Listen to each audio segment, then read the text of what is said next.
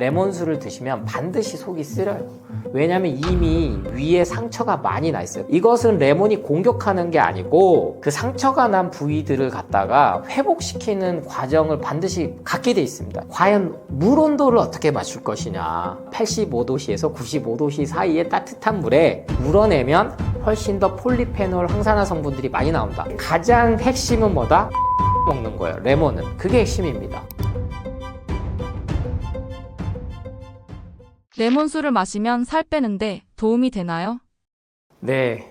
어떻게 보면은 정말 너도 나도 없이 지금 드시는 게 레몬수긴 합니다. 그리고 홈쇼핑에서도 레몬 착즙 제품들, 특히나 유기농 관련된 착즙 제품들이 열풍이 불었는데 저 개인적으로는 되게 뿌듯해요. 그래서 제가 항상 여러분께 건강하려면 하루 시작을 음양탕, 즉 찬물 먹지 마라, 아로 시작하지 마라. 그래서 찬물과 뜨거운 물을 섞어서 미지근한 물을 먹어라 해서 음양탕으로 기억하시라고 하고, 그 다음 드시라고 한 게 레몬수와 그 다음 CCA, 까주수까지인데요. 이 레몬수가 다이어트 할 때 여성분들이 많이 드셨었어요. 실은 이게 갑자기 유행된 건 아닌데 이 참 안타까운 현실입니다. 여러분, 자본주의 상업주의 논리는 이렇게 무서워요. 레몬에 대한 의도적인 공격들이 많이 들어왔어요. 왜냐면 비타민C 영양제를 팔려면 거기에 상응하는 것들을 못 먹게 해야 되는 게 맞거든요. 저는 항상 이 마케팅을 갖다가 비난하진 않습니다. 다만 우리 소비자가 알아야 한다. 그래서 저는 이제 레몬이 정말 가장 좋다라고 말씀을 드렸었던 거고, 이 레몬이 살 빼는데 정말 효과적이었던 거는 에리오시트리산이라는 것이 밝혀졌어요. 이게 중성지방을 분해한다는 게 현대 과학에서 확인이 된 거죠. 즉 레몬하면 비타민 C만 있는 게 아니에요. 그리고 이 비타민 C는 또 어떠한 효과를 갖고 오느냐? 글루타치온 생성을 많이 갖고 와요. 그런데 여러분, 지금 홈쇼핑이나 건강기능식품에서 정말 자리를 오랫동안 갖고 가고 있는 게 이 글루타치온이거든요. 그래서 저는 이 글루타치온도 레몬으로 충분히 대체가 된다.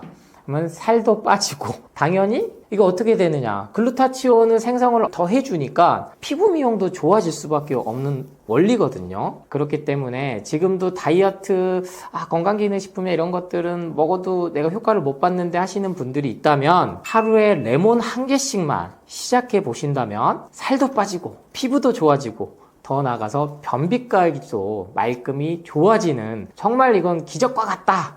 레몬 하루 한 개만 꾸준히 먹었을 텐데. 그래서 제가 레몬 팔지 않습니다. 레몬 사업하지 않아요. 그렇기 때문에 약장수도 아니고, 우리가 주위에 정말 지금은 찾기가 쉬운 과일이 하나가 됐죠. 수익과일이 비중이 높고요. 그렇기 때문에 이 레몬 하루 한 개, 그 효과를 꼭 누려보시기 바랍니다. 레몬수로 여드름이나 비염 증상도 개선할 수 있을까요? 네, 참 만병통치약처럼 느껴지실 수 있어요. 근데 이 레몬은 첫 번째 요거를 기억하셔야 돼요. 껍질까지 같이 드셔야 된다. 왜냐면 제가 채소과일식을 전파를 하고 채소과일식 책을 처음 이제 선보이고 나서 1년 안에 10만 부 정도가 나갔습니다. 그러니까 정말 많이 나갔죠. 근데 그 내용은 단순했어요. 가장 단순하고 효과적인 것은 채소과일이다. 근데 우리가 채소과일을 먹는 방법이 잘못했었다. 껍질에 가장 많은 항산화 성분이 들어있는데 이 껍질을 다 벗기고 먹었다. 그리고 공복에 먹어야 되는데 식후 디저트로만 먹었다. 그렇기 때문에 채소과일을 아무리 많이 먹었어도 효과를 못 본 거다. 그래서 이것만 좀 바꿔보셔라 했는데 실제 효과를 너무나 많이 보신 거죠. 실은 당연한 결과입니다. 그런데 우리가 죽은 가공식품들, 초초초 가공식품들의 입맛이 길들여지다 보니까 채소, 과일 역시 그냥 삶아서, 익혀서 그런 식으로만 먹었던 거죠. 그래서 이 레몬도 우리 어렸을 적 지금도 나옵니다. 레모나 이거 전 국민이 막 그 가루로 된 거 많이 먹었었어요. 근데 지금은 그때보단 유행이 많이 덜했었죠. 그래서 처음 말씀드렸던 것처럼 레몬이 산성화 시킨다, 몸을. 그리고 위나 위장이나 식도염이 있으신 분들 식도까지 공격을 한다. 그래서 이거를 못 먹게 만드는 마케팅이 많이 불었었어요. 그러면서 레몬이 정말 관심 있으신 분들만 먹어왔던 건데, 가장 첫 번째 여러분들이 우리 여성분들이고 남성분들이고 효과를 눈에 띄게 보실 수 있는 것 중에는 피부가 있습니다. 그래서 정말 만성 여드름이나 특히 아토피 이렇게 고생하시는 분들이 제가 운영하는 이제 예방원으로도 많이 오시거든요. 저는 이제 한약 전문 약국이기 때문에 진단이나 뭐 의료나 치료 행위를 할 수가 없죠. 약사에 속하기 때문에. 그래서 전국의 유명한 뭐 병원이나 한의원, 한방병원 다니시다 안 되신 분들이 많이 와요, 주로. 뭐 말기암 환자분들도 있으시지만 왜 병원에서 포기한. 네, 병원에서 포기한 것 중에 만성 질환이 여드름 정말 피부과 다니고 레이저 수천만 원 써도 안 되신 분들이 정말 뭐라도 지푸라기에서 잡는 심정으로 오신단 말이에요. 그럼 저는 처음에는 한약을 처방을 많이 해드렸지만 지금은 10년 차가 되는 지금은 한약보다는 레몬부터 드셔보셔라. 레몬부터. 것도요 2주만 해보셔도 느껴집니다. 방금 말씀드렸던 여러 가지 항산화 성분들이 있다. 근데 뭐까지 드셔야 된다? 껍질까지. 특히 껍질에는 플라보노이드 계열인 비리모넨이라는 성분이 아주 풍부하다는 게 확인됐어요. 그러니까 이건 또 과육에는 없어요. 그러니까 이런 부분들을 생각을 해주셔서 저는 이제 레몬을 드실 때는 껍질까지 먹는 방법을 연구하시면 반드시 피부로 돌아온다라는 말씀을 드립니다. 레몬수를 만드는 방법과 가장 효과적으로 먹는 방법은 무엇인가요? 홈쇼핑에서 이렇게 광고를 하더라고요. 여러분 스퀴즈 짜고 그 전에 막 씻고 하는 거 어려우시잖아요.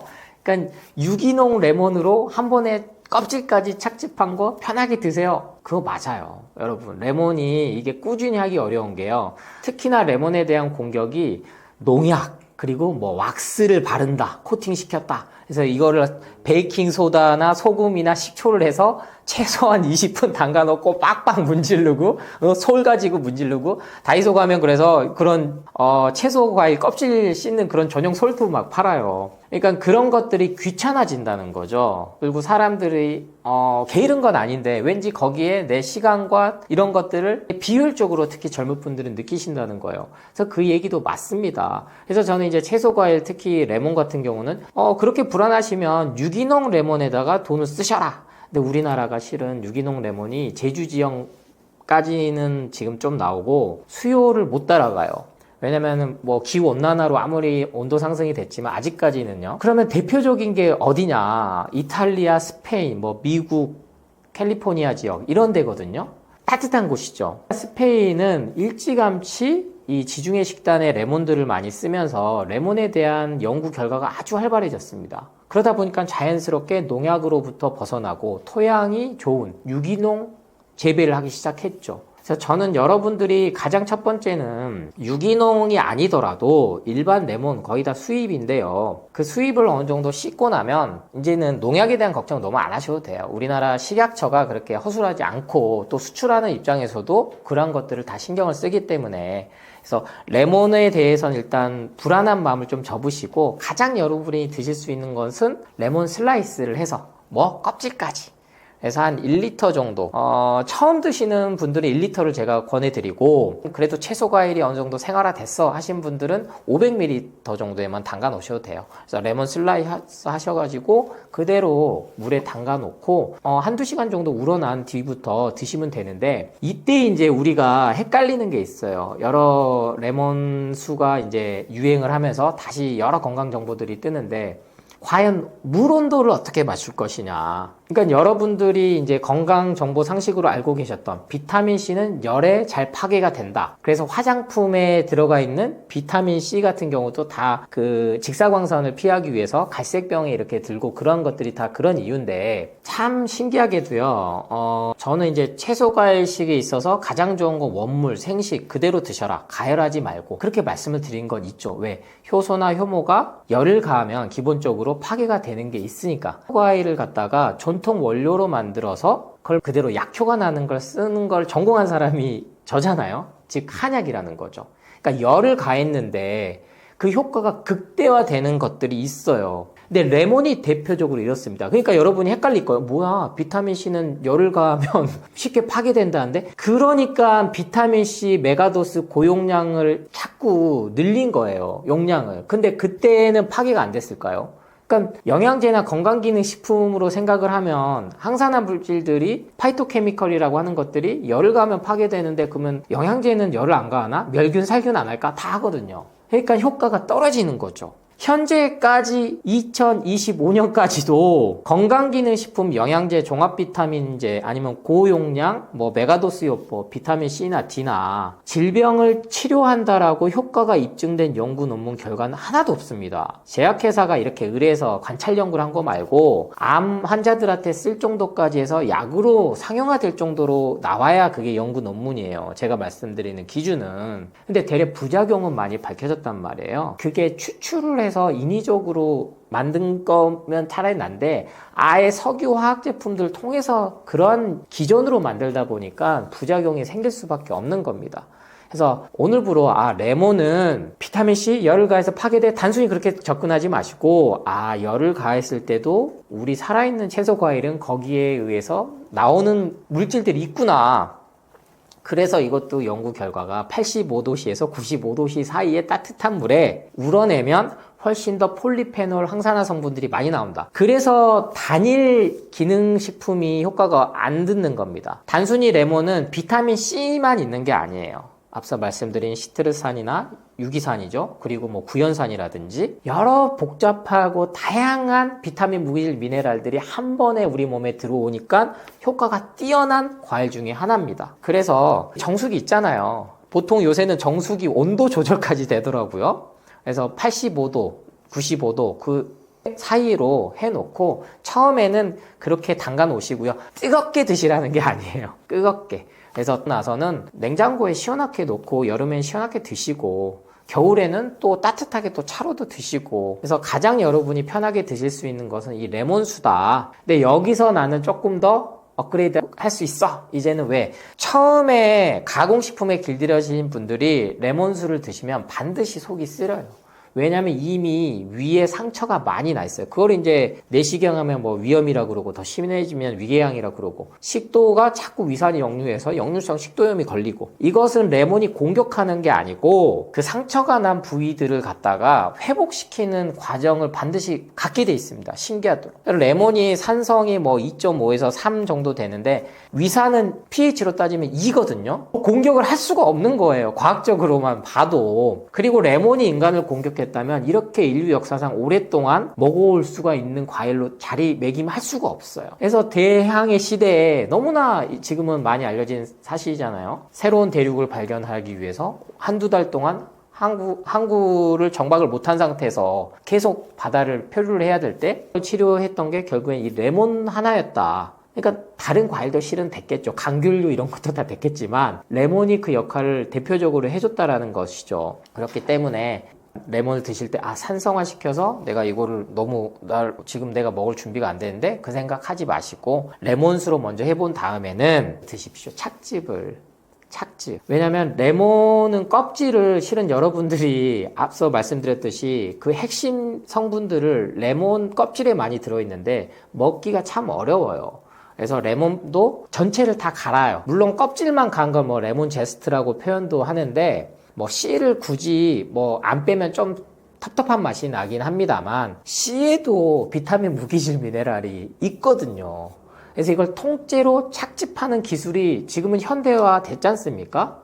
그래서 그걸 통해서 착즙을 한 그 액을 갖다가 물에다 희석시켜 드시는 게 가장 효율적입니다. 그래서 저는 유기농 레몬은 비싸다 이렇게 얘기를 많이 하시니까 레몬이 중요시 됐단 말이에요. 그러니까 식품회사부터 해서 제약회사까지 지금은 다 뛰어들었어요. 뭐에? 레몬 착즙에. 그것도 유기농 레몬 착즙. 그러면 한 포에 지금 1,000원꼴 밑만으로도 떨어지는데, 그런데 그냥 편하게 돈을 쓰시라는 거예요. 제약회사가 더 이상 앞으로 제가 봤을 땐 레몬에 대한 공격은 당분간 안 할 거예요. 왜냐하면 돈이 되면 공격 안 합니다. 본인들이 팔죠. 그래서 한번 검색해 보세요. 회사에서 어마어마하게 지금 레몬 착즙 제품을 냈어요. 그러면 여러분들이 유기농 제품 찾아야 되는 수고 덜어주죠? 심지어 레몬을 수확하고 나서 8시간 안에 해준단 말이에요. 그러면 그 착즙하기 전에 한번 세척까지 그런 것까지 다 해주죠. 그 착즙 그 강도까지 과학화된 걸로 다 한단 말이에요. 그러니까 채소 과일을 갈아서 먹으면 공기 중에 산화돼서 그걸로 갈변 현상 때문에 먹으면 안 된다 이런 공격들을 막 하시잖아요. 그런데 그런 염려까지 없게끔 지금은 기업들이 나서서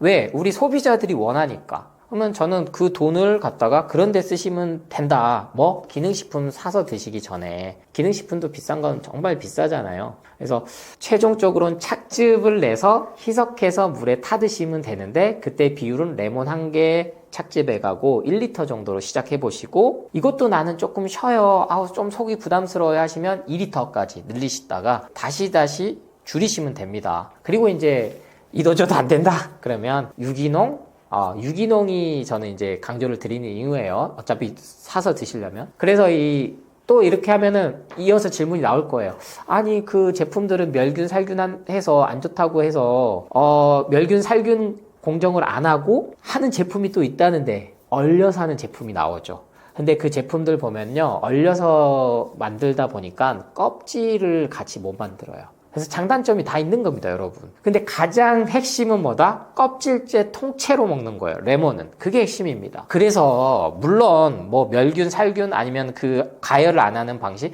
대기업들도 업체들도 외국 기업들도 유기농 인증 마크를 받고 이걸 착즙을 하는 그 과정에서 엄청나게 연구합니다. 그래서 처음에는 뭐 100도까지 멸균, 살균을 일반적으로 했다면 지금은 80에서 85도씨. 제가 처음에 말씀드렸죠? 레몬은 85도씨에서 95도씨 사이에 이 플라보노이드 항산화 성분이 가장 많이 추출되더라. 살균하는 온도까지도 거기에 맞춰서 해주는 거예요. 그러니까 한 번 더 풍부하게 나오게 만드는 거죠. 그럼 그거를 편하게 여러분이 드시면 되는 거고. 근데 집에서 나는 해먹는 게 가장 좋죠. 정성이 들어가는 거니까. 심리적으로 더 있습니다만, 과학적인 데이터적으로 접근하면은 편하게 드시는 방법이 있으니까 굳이 나는 시간이 없어서 못 드신다 생각하지 마시고 한 번쯤은 찾아서 서치해서 현명한 선택 해보시기 바랍니다. 레몬수에 대한 부작용도 많이 걱정되는데 어떤 부작용들이 있을까요? 자, 레몬수에 대한 오해 그리고 진실, 위산으로 강력하게 공격한다. 그거는 제가 좀 설명드렸는데, 두 번째 가장 많이 하신 말씀이 치아를 부식한다는데요, 에나멜을 녹여가지고 레몬 수 좀 먹었더니 싫어요, 치아가 막 시려요, 이렇게 하신 분들이 반드시 있어요. 그런데 그거와 관련된 연구 논문도 없습니다. 코카콜라나 사이다보다 훨씬 더 안전합니다. 왜 그런데 이 실인 증상이 나타나느냐. 치석이라는 거는 아무리 스케일링을 잘하고 뭐 관리를 해도 생길 수밖에 없어요. 그런데 여러분, 스케일링하고 나면, 치석 제거하고 나면 실인 증상 나타나잖아요. 어느 정도는, 일정 시간은. 그리고 다시 회복이 되는 것처럼 레몬수를 꾸준히 드시게 되면은 치아에 이러한 것들까지 도움이 되는 성분이 있는 게 확인이 됐어요. 그러니까 예전에는 치약이 어디 있었을 거고 칫솔이 이렇게까지 발달 안 했을 거잖아요. 근데 예전에는 이쑤시개 같은 것도 만들었다. 누가? 네안데르탈인이 이쑤시개로 치아 관리를 했다는 것까지 지금은 확인이 되고 있거든요. 그때 우리의 인류 조상들은 제품들로 인해서 치아 관리를 했다는 거예요. 그래서 치아를 부식시키지 않습니다. 다만 치아 관리가 되니까 쌓였던 치석들이 없어지면서 일시적으로 시리게 만든다. 그래서 에나멜을 막 녹일 정도로 하면은 어떻게 먹습니까? 실은 채소 과일식 정말 잘하시는 고수분들은 레몬 그냥 드세요. 희석시키지도 않고. 그럼 그분들 다 틀리했어야죠. 아주 오랫동안 10년에 걸쳐서 레몬에 대한 오해를 통해서 레몬 소비율을 떨어뜨리고, 반대로 비타민C가 중요하다라는 인식을 주면서 건강기능식품 영양제 판매를 위한 마케팅으로 정작 효과가 좋은 레몬이 멀리시 됐지만, 지난 10년에 걸쳐서 레몬 원물만큼 그대로 먹었을 때 좋은 건 없구나, 그게 확인이 됐기 때문에 다시 앞다퉈서 다들 레몬을 착즙해서 만든 제품을 만들고 있다. 그래서 이빨을 부식시키는 거가 그래도 조금 걸리면 레몬수 드신 거를 조금 연하게 드시고요. 착즙을 통해서 드시고 나면 가볍게 물로 입을 한번 헹궈 주신 정도고, 그리고 이제 말 그대로 속이 쓰린다라고 하시는 분들이 반드시 나타나요. 그리고 설사하신 분도 나타나고. 그럼 이분들 왜 그런가 보면요, 아침 공복에 이제 좋다는 것들을 다 같이 챙겨 드시는 거예요. 그럼 저는 이제 음양탕, 레몬수, 까주스, CCA 주스 이 정도만 말씀드리는데, 오일이 등장합니다. 오일이. 한 스푼, 들기름 한 스푼, 오메가3 기름 한 스푼, 거기에다가 질 유산균도 또 가루로 된 거 먹고, 거기다 에사비도 먹고, 다 같이 먹으니까 그래요. 특히나 기름진 성분이 조금 들어오면 설사할 수 있어요. 그래서 횟집에는 실은 기름진 성분을 희석하는 거고, 그리고 항균, 그리고 말 그대로 냄새를 좀 없애주기 위한 목적으로 레몬이 항상 들어왔었던 건데, 안전히 착즙된 그러한 정제된 오일하고 기름이 만나면 소화시키기가 어렵습니다. 그래서 항상 저한테 이제 개인적으로 다들 이렇게 궁금해 하시는 질문이에요. 올리브 오일이 좋다 그래서 먹고 있는데 레몬수랑 얼마나 시간을 두고 먹어야 되나요?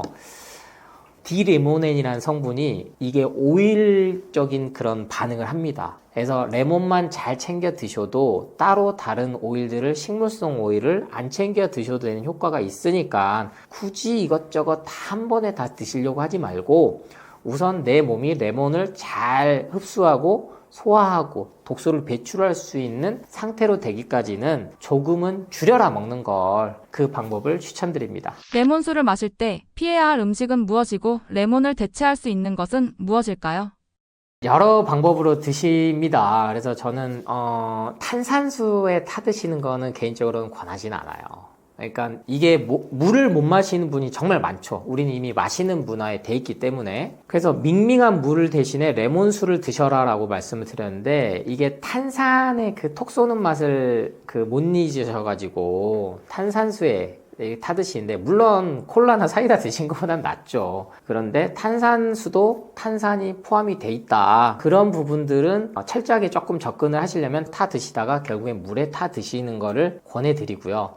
가격이 이제 사서 드시기가 좀 부담스러우신 분도 있어요. 아니면 꼭 레몬 드셔야 돼요, 저는 레몬 정말 못 먹겠어요 하신 분 반드시 있습니다. 그러면 감귤류로 드시면 돼요. 그럼 여기에 해당되는 게 우리가 알고 있는 오렌지, 귤, 자몽. 근데 뭐 자몽은 또 고혈압 약 드시는 분들은 이게 부딪힘이 많아서 안 드시면 좋겠다. 근데 이것도 최근 연구 결과에 의하면 큰 영향은 없다, 이렇게 밝혀지고 있으니까 이 플라보노이드 계열은 거의 비슷합니다. 근데 레몬에 말씀드렸던 특정 성분들이 더 확인된 것뿐이고, 그래서 레몬이 바로 안 되시는 분들은요, 조금 산도가 약한 오렌지 주스부터 시작하시면 돼요. 그래서 이 레몬은 산도는 자체는 강하지만 우리 몸에 들어왔을 때는 반드시 알칼리화 된다, 이 역할을 해주는 게 소중한 장기인 간이죠. 그래서 비타민 C가 글루타치온 생성을 도움을 주고, 간은 동시에 레몬을, 산도가 강한 것을 알칼리화 시켜주기 때문에 이러한 기전까지 다 밝혀졌다면 이제 레몬은 우리가 두려워할 필요가 없습니다. 그래서 특별히 주의나 부작용들이나 이런 것들에 과하지 마시고, 특히나 레몬이 혈당 올린다는 얘기는 못 들으셨잖아요. 그러니까 나는 과일은 정말 먹고 싶은데 혈당 때문에 걱정해서 못 드신 분들은 레몬이라도 레몬수로, 착즙으로 희석해서 그렇게 꾸준히 드셔보신다면 적정 체중 차단 나갑니다. 그리고 피부 미백 효과를 갖고 오기 위해서 글루타치온 억지로 사드시면요, 부작용 많이 겪으세요. 불면부터 해서 대려 피부 트러블이 나타나고. 왜냐면 모든 게 관련이 돼 있거든요. 글루타치온이 멜라토닌, 멜라닌 이러한 호르몬들과 관련이 돼 있기 때문에 이 기전들을 억지로 갖다가 맞추면 부작용이 날 수밖에 없습니다만, 이 레몬은 비타민 C가 하는 역할이 더더욱 글루타치온을 생성을 돕기 때문에 여기에 보조적으로 인위적인 것들을 드시지 말고 이 레몬 하루 한 개로 이 세 가지, 그리고 더 나아가서 더욱 건강한 몸 만들어 보시기를 바랍니다. 당뇨를 발병시키는 나쁜 식습관은 무엇인가요? 네, 지금은 당뇨 시대라 그래도 과언이 아닙니다. 암이 3명 중 1명이면 당뇨는 4명 중 1명이에요. 그리고 당뇨 전 단계 하면 훨씬 더 많이 거기 들어가는데, 왜 이렇게 우리가 갑자기 혈당에 또 집중하게 됐나? 물론 중요합니다. 중요하죠. 당뇨를 갖고 오는 것은, 모든 시작은 우리가 자연에 없던 물질을 만들면서, 즉 가공하면서 먹기 시작하면서 왔다는 게 확인이 됐거든요. 그 대표적인 게 설탕입니다. 설탕이 그래서 스트레스와 같게 만병의 근원이다, 모든 데 쓰이기 시작했고, 왜? 파는 입장에서는 많이 잘 팔게 하기 위해선 맛있게 만들어야 되잖아요.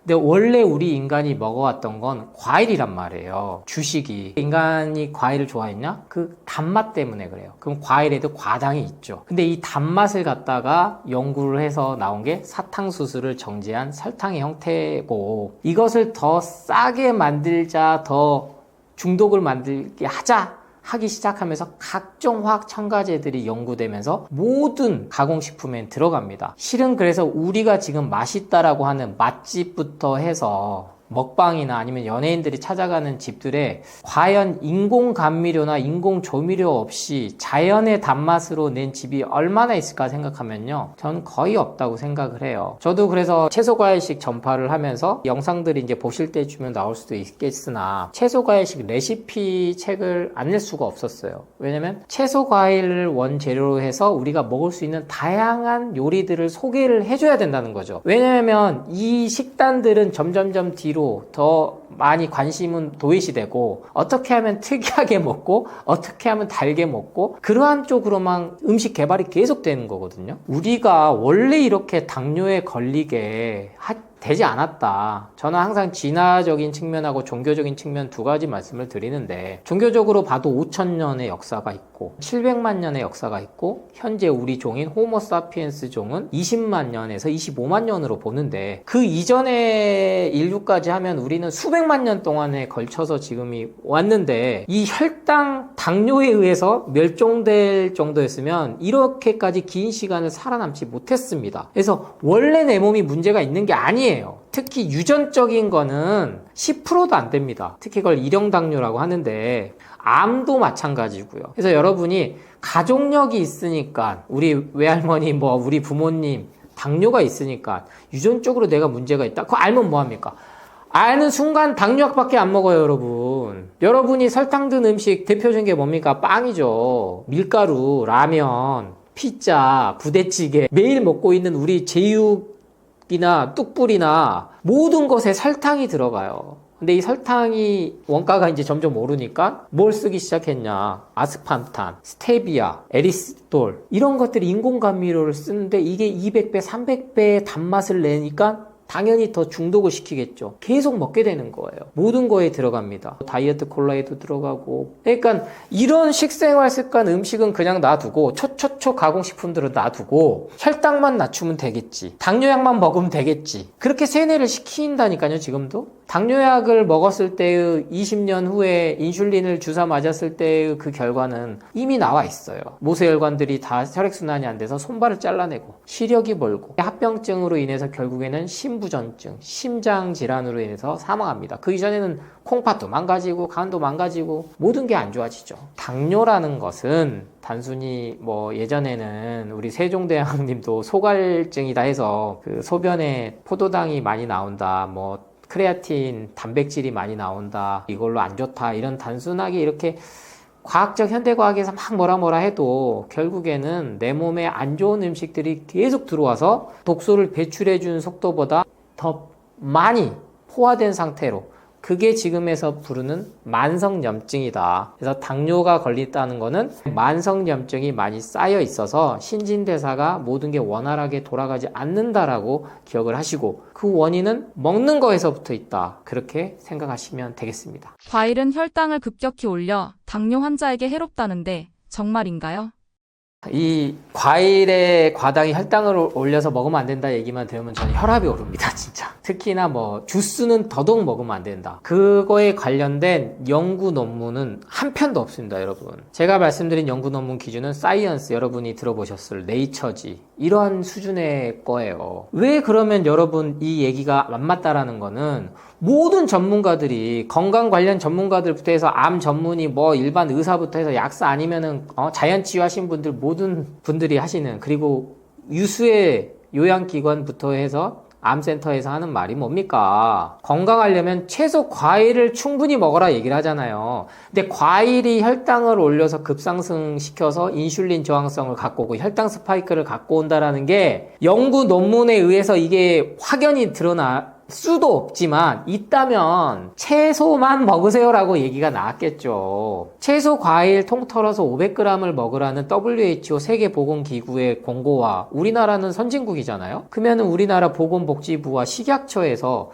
채소, 과일이라고 콕 집어서 말하는 이유가 있는 겁니다. 근데 정말로 과일이 혈당을 올려서 간 수치를 올리고 지방간을 갖고 오고 인슐린 저항성을 갖고 와서 결국에는 살을 찌게 하고 그걸로 인해서 당뇨가 온다? 모순되잖아요. 그러니까 우리는 이 똑같은 정보를 두 개만 놓고 비교해도 이건 말이 안 되는데? 모든 암을 예방하는 데 있어서, 아니면 암을 회복하는 데 있어서도 먹으라고 하는 게 채소, 과일이에요. 근데 이걸 교묘하게 채소는 식이 식이섬유 때문에 먹어야 된다. 과일의 과당은 설탕과 똑같다. 포도당과 똑같다. 단당류다. 열려있는 설탕과 똑같다. 이래놓고 우리 아이들부터 해서 성인 남녀노소 할 것 없이 다 먹고 있는 게 사탕, 젤리, 초콜릿. 그런 거를 이렇게 혈당 올린다고 먹지 말라고 하는 마케팅 보셨어요? 없어요. 초콜릿은 반대로 혈당 그렇게 안 올립니다. 급상승 안 시켜요. 근데 최악의 음식이죠. 그러니까 단순히 혈당을 올린다라는 그 개념만, 특히나 이 수치에 매몰돼서 그래요. 아주 자연스러운 겁니다. 더 예전에는 200까지도 자연스럽게 봤어요. 지금도 마찬가지예요. 지금도 건강검진표 보면 기준치가 점점점 뭐 지금은 160으로 돼 있습니다만 예전에는 혈압도 160까지 정상이었어요. 근데 지금은 120에 80, 수축기, 이완기, 그게 완전히 딱 가둬놔 버린 거죠. 그러면 혈당도 공복 혈당 100, 식후 혈당 120 넘으면 안 돼. 그리고 당하혈색소 6.5. 이런 식으로 완전히 그 1만 넘어도 만들어버렸단 말이에요. 그런데 우리 몸은 자연스럽게 혈압과 혈당을 조절할 수 있는 능력이 있어요. 근데 그걸 인위적으로 혈압약이나 혈당 조절하면서 그 능력이 없어지면서 부작용이 심해진 거고, 그 조절 능력을 원래 갖고 있게 해준 게 채소과일입니다. 문제시 되는 것은 정말 품들을 잔뜩 먹고 나서 과일을 또 많이 먹으니까 거기서 문제가 되는 거지. 공복에 바나나, 사과 얼마든지 먹고 살아온 시절이 이렇게 긴데 인제 와서 공복에 바나나 먹으면 안 돼요. 운동을 격렬하게 하시는 분들 외에는 바나나 먹으면 혈당 올라서 안 돼요. 이게 말이 안 맞잖아요, 여러분. 마라톤 하시는 분들이 얼마나 바나나 많이 먹다가 이런 근거 없는 거에. 그러니까 단순한 거죠, 기전이. 과일을 바로 소화 흡수가 안 될 정도로, 불필요할 정도로 우리 몸에 바로 흡수가 되니까 간과 콩팥이, 위와 장이 할 일이 없을 정도로 완벽한 음식인데, 이 과당만 추출해가지고 만든 액상과당, 옥수수 시럽으로 만든 과당, 여러 설탕으로 만든 과당, 싸구려로 만든 과당, 이런 시럽들이 문제가 됐던 거지. 자연 있는 그대로의 이 과일의 과당은요, 무기질 미네랄들이 모든 것들이 복합적으로 작용해서 혈당 상승을 갖고 오지 않는다. 근데 안 드시던 분들이 과일을 드시면 100에서 120, 140 올라가죠. 그리고 진짜 몸이 안 좋으신 분들은 200이 넘는 경우도 있어요. 그런데 인슐린 주사 맞고도 300, 400이 안 떨어지신 분들이 유일하게 당뇨를 완치할 수 있는 방법은 과일밖에 없습니다. 채소 과일식밖에 없어요. 그런데 이런 연구 결과들은 안 알려주는 거죠. 왜? 약이 필요 없어지잖아요. 혈당을 안 올리는 케어 플랜이라 그래서 가공식품들을 아주 비싸게 팔기 시작하는 시대에 우린 살고 있는데, 약이 필요 없어? 정상이 되는 게 있어. 뭐야? 마트 과일이에요. 그래서 제가 이렇게 책을 쓰고 계속 강연을 하면서 유튜브에 제 댓글에 여러 밑도 끝도 없는 공격성 비난 댓글도 많지만, 한약사님, 원장님 정말 고맙습니다. 원장님 얘기대로 공복에 과일 먹기 시작하고 CCA 주스 갈아서 먹고 착즙으로 먹고 나서 그렇게 꿈쩍도 안 하던 당화혈색소 수치가 한 달 만에, 3개월 만에 이제는 혈당약 끊었습니다. 고혈압약, 고지혈증약 다 끊었습니다. 하는 댓글들이 너무나 많아요. 저는 그런 걸로 돈을 못 벌죠. 제가 제 유튜브 채널을 열심히 하는 입장도 아니고. 그렇기 때문에 여러분이 특히 당뇨에 지금 정말 고통받으신 분들은 이 방법을 이제는 실천을, 불안하고 공포 불안 그거를 이겨내셔야 되는데, 한 번에 제가 약을 끊어라 마라가 아니에요. 그러면은 담당 주치의와 상의하시면서, 검사하시면서 그렇게 하나씩 시작을 해보시라는 거예요. 양을 늘려 나가 보시라는 거예요. 초초초 가공식품 완전히 제한하고, 과일은 못 드시면서 믹스커피는 하루에 5잔씩 드신다니까요. 왜? 믹스커피는 몸에 좋다고 막 하니까. 그래서 유튜브에 참 순기능도 많지만 건강정보만큼에 있어서 혼란스러움을 가져올 수밖에 없다라는 말씀을 드립니다. 당뇨를 예방하고 관리하기 위해 피해야 할 음식과 반드시 포함해야 할 음식은 무엇인가요? 정말 우리 빵순이 빵돌이들 너무 많아요. 그러니까 GI 수치로 하나 어쩌나 막 이런 얘기 하지만 그것도 이제는 수치 개념이 안 맞아요. 안 맞다고요. 근데 여러분들 과일만큼 안전한 음식이 없지만 그 연속 혈당 측정기가 나오면서 의사분들도 많이 하고 저도 해봤습니다만 혈당 스파이크를 치지 않는다는 건 금방 확인이 돼요. 근데 제일 재밌는 게 특정 브랜드처럼 얘기해서 그렇습니다만 휴게소에서 많이 파는 충무김밥, 흰 쌀밥하고 김만 먹었을 때 싼 그 김밥이 혈당을 제일 많이 급상승시킨다는 연구들이 많이 있어요. 그러니까 탄수화물인 거죠. 근데 흰 쌀밥을 갖다가 과일처럼 혈당 올린다고 먹지 말라고 하는 그런 거 세뇌 당해 보셨어요? 없어요. 없다고요. 왜냐면 흰 쌀밥은 아무리 많이 먹어도 당뇨를 낳게 하지 않으니까. 이게 이해되시겠어요? 그래서 간간히 이제 현미를 드셔야 된다, 이 정도 얘기하지 쌀밥 드시면 절대 안 됩니다 이렇게 얘기 안 하잖아요. 그래서 현미조차도 몸을 좋게 만드는 게 바로 확인이 돼버리니까. 왜? 쌀 결을 껍질을 한번 벗긴 게 이제 타작해서 먹는 게 통곡물인데, 현미부터 시작해서 모든 게, 통밀은 괜찮아요. 근데 모든 거를 벗겨내고 쌀론을 없애고 갈아서 먹는 밀가루가 반죽이 기본 베이스된 빵이 그래서 문제가 되기 시작한 겁니다. 모든 밀가루들이. 특히나 그게 또 그 원재료들이 수준이 떨어지는 데서부터 시작하는 거고요. GMO, 유전자 변형이라든지. 그러니까 이 흰 쌀밥을 갖다가 현미 작곡식으로 바꾸시는 그 문화가 좀 성행하다가 갑자기 현미에 피트산부터 해서 채소 과일에 독성 물질들이 있다, 이런 게 소화가 안 된다, 작곡을 먹은 건 안 된다 하니까 다시 또 쌀밥을 지금 많이 드시는 분들이 있거든요. 쌀밥을 먹은 지 우리 인류 역사는 200~300년도 안 됐어요. 특히나 우리는 조선시대까지는 다 현미로 먹었습니다. 근데 일제 강점기 시대 때 본격적으로 도정이 되기 시작했고, 일본은 그럼 왜 이렇게 벗겨 먹었냐? 쌀을 빚어서 만든 술이 아주 전문화됐었어요. 근데 이게 쌀 껍질을, 쌀 눈을 다 제거하고 했더니 술 맛이 부드러운 거예요. 그래서 도정을 해야 된다는 건 더 가공이 돼야 된다는 거고, 인건비가 더 드니까 예전에는 귀족들만 먹었단 말이에요.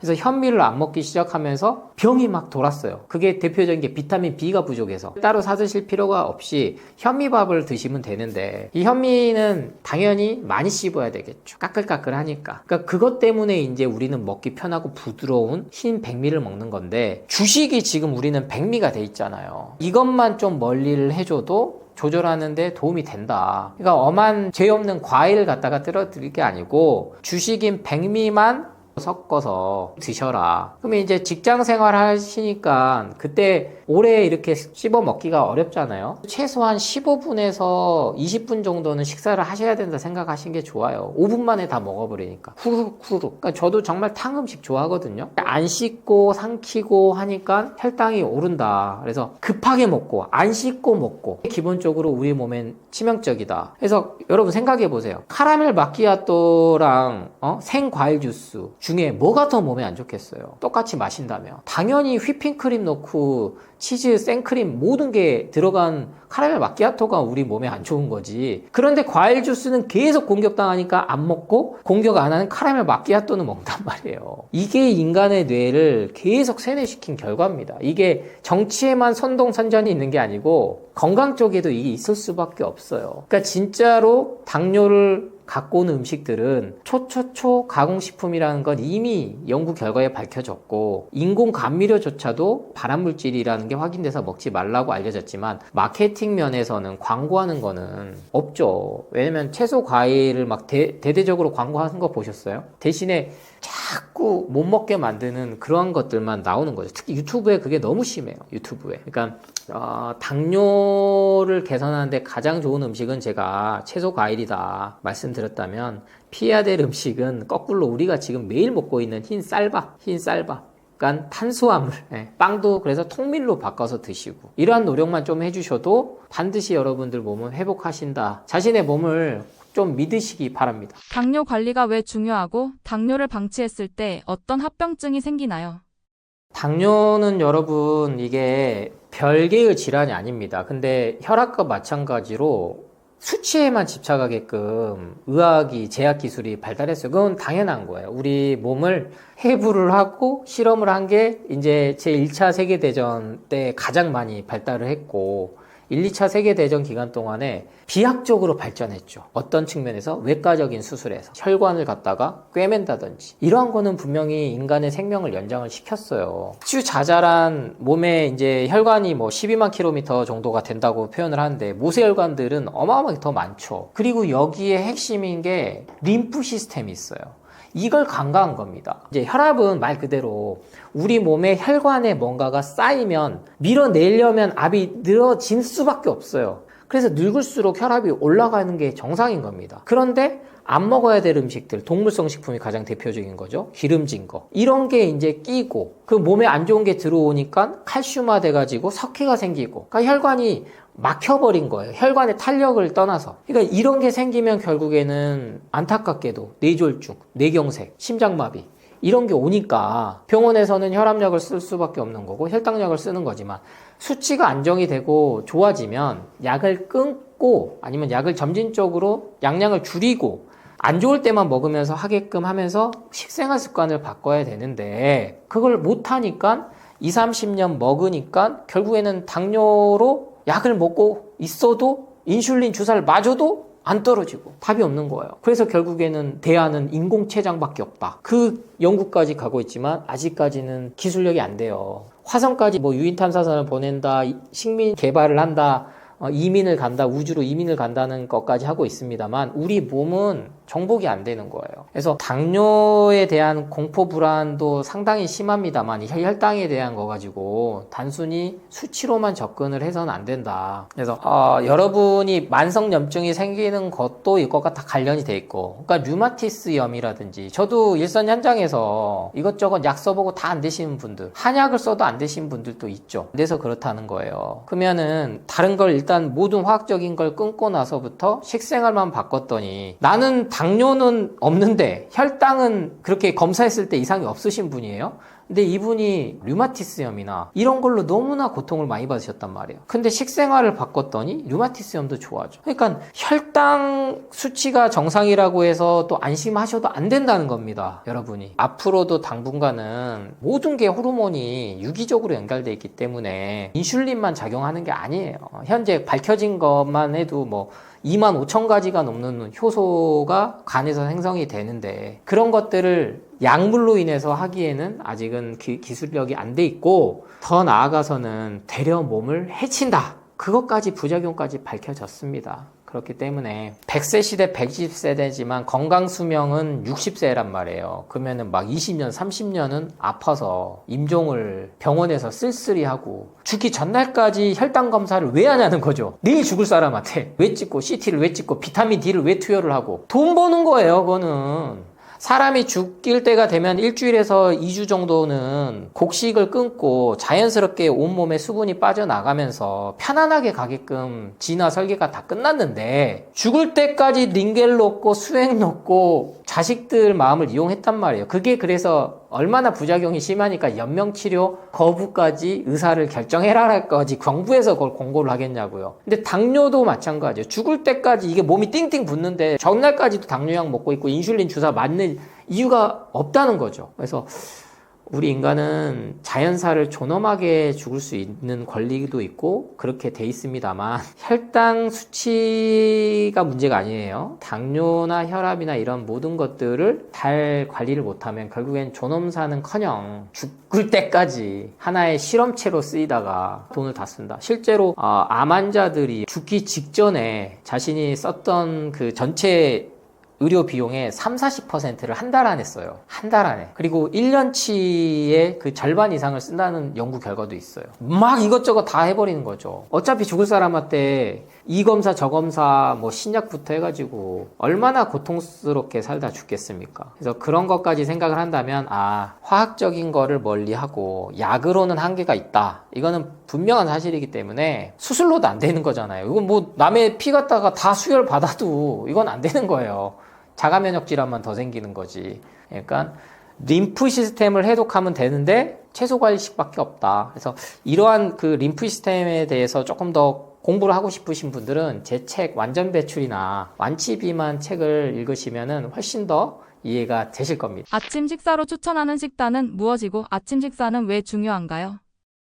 우리가 먹기 위해 살면 안 되는데 실은 요새는 이 먹는 즐거움이 커져버렸습니다. 원초적인 그 쾌락이라고 하거든요. 식욕, 성욕, 수면욕. 그 중에서도 이 도마뱀 뇌에 해당하는 이 쾌락 중추를 건드리는 식욕을 위해서 어마어마한 연구를 합니다. 더 먹게 해야 더 사니까. 그래서 실은 소비를 갖고 오기 위해서 하루 삼시세끼는 반드시 먹어야 된다라는 얘기가 나왔었어요. 우리 인간은 하루 삼시세끼를 반드시 먹어야지만이 지낼 수 있게 진화가 되지 않았습니다. 그런데 이게 뭐 현대화되면서 반드시 먹어야 되는 이유로 가장 든 게 특히 뭐 수험생들이나 공부하는 학생들 갖다가 더 세뇌를 시켰던 게 에너지원이기 때문에 머리를 쓰려면 일을 하려면 에너지원이 들어와야 된다. 꼬박꼬박 들어와야 된다. 지금은 여러분이 뭐 키토제닉 다이어트 들어보셨듯이 케토산이라는 게 또 다시 뇌의 에너지원으로 밝혀지기도 했고,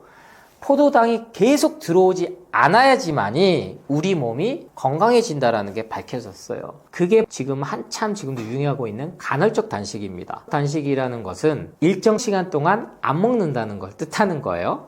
이 정도로 우리가 24시간 끊임없이 먹는다는 거죠. 그래서 가장 먼저 여러분이 기억하셔야 될 것은 장수하려면 100살까지 내가 건강하게 살려면 소식해야 되는구나. 소화에너지에 가장 많은 우리가 에너지가 쓰인다. 피부를 재생하고 뭐 장기를 회복 재생하고 독소를 배출하는 데 써야 될 에너지들이 속에 들어오면 계속 그 에너지로 쓰일 수밖에 없다. 해서 기본적으로 예전부터 아주 오랫동안 진리가 뭡니까? 야식 먹지 마라. 저녁 8시부터 8시까지. 이래서 12시간 이제 이거를 간헐적 단식 기본으로 하신 분들이 있죠. 16대 8 더 나가면 20대 4까지 하는데 그렇게까지 막 억지로 하시는 걸 권하지는 않고요. 아침만 채소 과일식 해보셔라. 다른 거 따지지 말고. 나는 아침엔 꼭 먹어야 힘이 나는데요. 먹어야 되는 것만 밥이나 빵이나 커피나 이런 걸로 하루를 시작하지 말고 과일로 시작해라. 이것은 원 그대로 드셔도 좋고요. 주스 형태로 드셔도 좋고요. 하셔도 됩니다. 왜 이게 중요하냐? 이제 16대 8, 뭐 20대 4 그 전에 있어서 하루를 24시간을 8시간 단위로 나눠보면 여러분이 드셔야 될 시간은 12시부터 저녁 8시까지가 가장 좋다라는 게 호르몬 연구 결과에 의해서 밝혀졌어요. 이게 노벨 생리의학상까지 받게 됐는데 저녁에는 당연히 8시부터 4시까지는 먹으면 이게 부하가 걸릴 수밖에 없는 거죠. 그러니까 내가 건강하지 않다는 건 야식을 매일 먹어서 입니다. 실은 제한을 해줘도 우리 몸은 회복을 해요. 쉴 시간을 주라는 거죠. 근데 야근하게 되고 밤늦게까지 하니까 계속 단 거는 땡기고 먹어야 되고, 그게 대표적으로 뭐 치킨을 먹을 수도 있고 컵라면을 먹을 수도 있고 이런 것들이죠. 그러면 새벽 4시부터 난 12시까지 뭘 해야 되는 거냐? 이것들이 독소가 배출되는 시간인데 또 한 번 간하고 콩팥하고 위장이 일을 해야 되는 가공식품들이 들어오면 소화도 잘 안 되는 거예요. 그래서 아침 시간에만 과일을 집중적으로 먹어라. 샐러드를 이때 먹어라.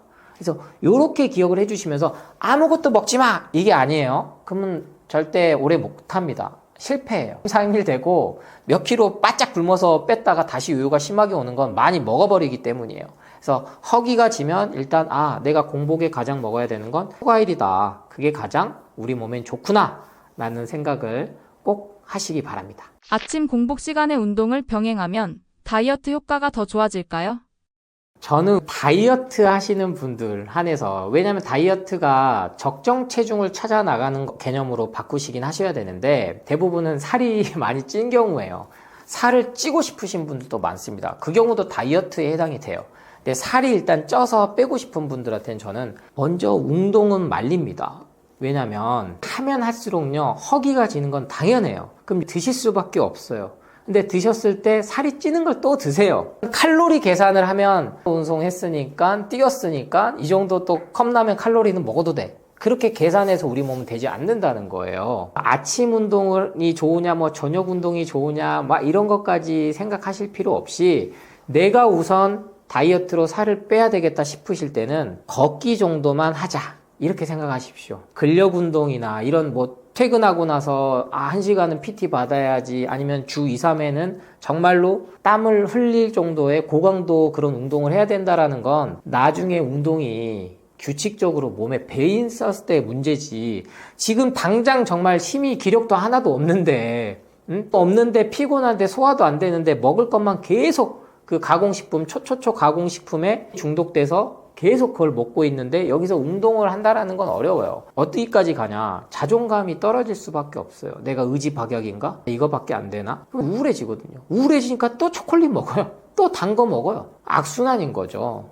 그래서 근력을 키워서 근육을 키워야 된다라고 생각하실 필요 없어요. 우리 사람 사는 데는요, 무기질 미네랄 그렇게 많이 필요 없듯이 근육도 일상생활 하는데 최소한에만 있으면 됩니다. 걸어서 화장실 갈 정도의 근육이면 어느 정도 일들은 다 해 나갈 수 있어요. 자꾸 언론에서 건강정보에서 시스팩 그리고 등 근육 이런 광배근 보여주면서, 그리고 엄청난 그 무게를 들고 이렇게 해야 되는 것들을 보여주면서 다 그렇게 힘을 써야 되냐는 거죠. 그래서 결심하신 분들은 방법 중에 운동은 제일 나중입니다. 한 달간은 철저하게 내가 무엇을 먹어왔고 먹는 시간이 어떻게 됐고 알아차리십시오. 운동을 강렬하게 해버리면요, 그런 게 다 깨져요. 왜냐면 사람이 또 스트레스 받거든요.